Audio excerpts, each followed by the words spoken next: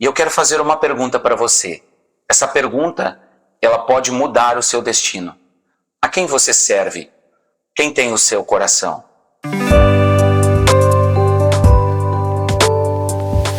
Ninguém pode servir a dois senhores, pois odiará um e amará o outro, se dedicará a um e desprezará o outro. Você não pode servir a Deus e ao dinheiro. São as palavras de Jesus em Lucas, capítulo de número 16, versículo de número 13. Eu sou o pastor Alexandre Silva e nós estamos juntos aqui no canal Bom Pastor. Em Lucas, capítulo de número 16, versículo de número 13 em diante, diz assim: Ninguém pode servir a dois senhores, pois odiará um e amará o outro, será dedicado a um e desprezará o outro. Vocês não podem servir a Deus e ao dinheiro. Versículo 14. Os fariseus, que tinham um grande amor ao dinheiro, ouviram tudo isso e zombaram de Jesus. Então ele disse: Você gosta de fazer-se justo em público, mas Deus conhece o seu coração. E aquilo que este mundo valoriza é detestável aos olhos do Senhor. Em Mateus capítulo de número 6, versículo de número 21, Jesus ele diz que aonde estiver o nosso tesouro, ali também estará o nosso coração. Quem tem o seu coração? A quem você serve?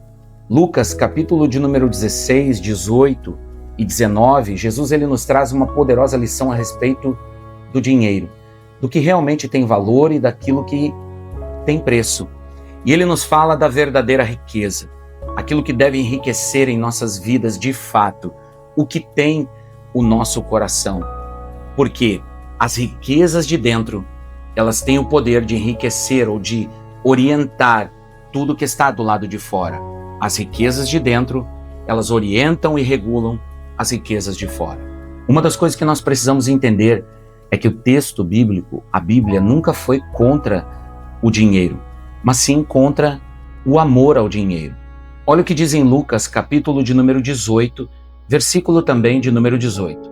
Certa vez um homem de alta posição disse a Jesus: Bom mestre, o que devo fazer para herdar a vida eterna? Por que você me chama de bom? Perguntou Jesus. Apenas Deus é realmente bom. Você conhece os mandamentos? Não cometa adultério, não mate, não roube, não dê falso testemunho. Honre o seu pai e a sua mãe. Então o homem respondeu a Jesus: Tenho obedecido a todos esses princípios desde a minha juventude. Quando Jesus respondeu sua resposta, disse: Ainda há uma coisa que você não fez. Venda todos os seus bens e dê o dinheiro aos pobres. Então você terá um tesouro nos céus. Depois vem e siga-me. Ao ouvir essas palavras, o homem se entristeceu, pois era muito rico.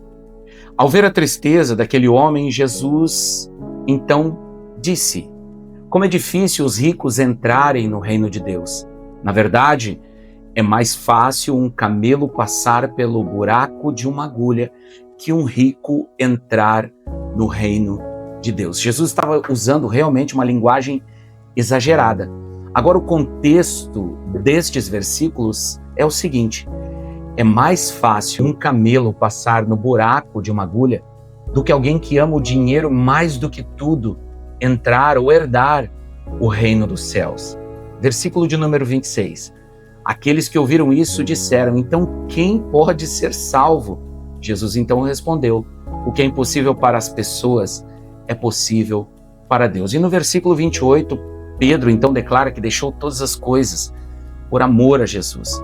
Pois bem, é mais fácil um camelo passar no buraco de uma agulha do que um rico entrar no reino dos céus, do que aquele que ama o dinheiro acima de todas as coisas entrar no reino dos céus. Isso trouxe um pavor no coração dos discípulos, a ponto deles perguntarem o seguinte: então quem pode ser salvo? Jesus responde dizendo que para os homens é impossível, mas para Deus todas as coisas são possíveis. Eu quero fazer outra pergunta para você. Você acredita que o camelo pode passar no buraco da agulha?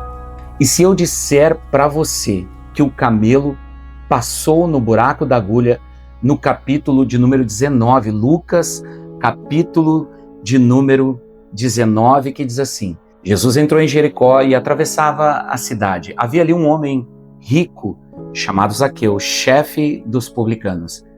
Ele queria ver quem era Jesus, mas sendo de pequena estatura, não o conseguia por causa da multidão. Assim correu adiante e subiu numa figueira brava para vê-lo, pois Jesus ia passar por ali. Quando Jesus chegou àquele lugar, olhou para cima e lhe disse: Zaqueu, desça depressa, quero ficar em sua casa hoje. Então ele desceu rapidamente e o recebeu com alegria. Todo o povo viu isso e começou a se queixar, dizendo: ele se hospedou na casa de um pecador.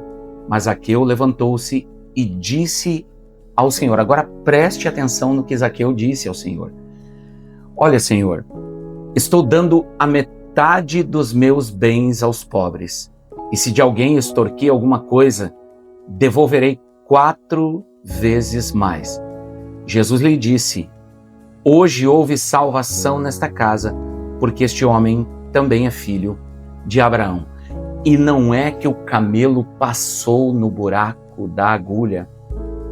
E não é que Zaqueu, um homem rico, chefe dos publicanos, reconheceu que havia uma riqueza muito maior para ele possuir e abriu mão das riquezas deste mundo. O texto diz que ele era rico e chefe dos cobradores. O que ele fez com a metade da sua riqueza? Ele disse que daria aos pobres. E se ele extorquiu alguém, ele restituiria 4 vezes mais. Ou seja, esse homem iria dar quase todo o dinheiro que ele tinha. O camelo passou no buraco da agulha. Quem tem o seu coração?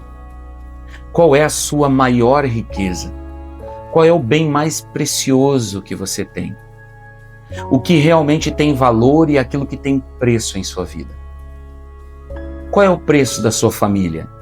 A sua família tem preço ou valor? Qual é o preço dos seus filhos?